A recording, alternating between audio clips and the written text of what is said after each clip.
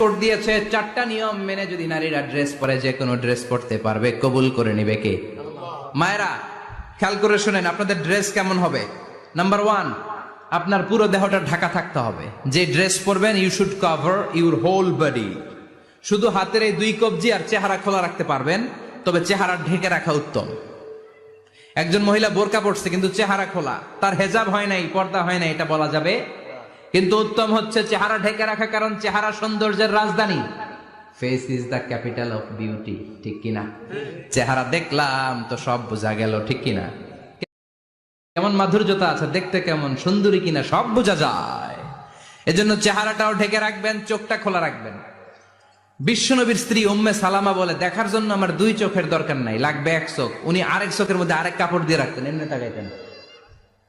সাহাবারা বলতেন, উনারে দেখলে আমরা দিতাম দৌড়, ভয় লাগতো। ইসলাম একটা ড্রেস কোড দিয়েছে, 4টা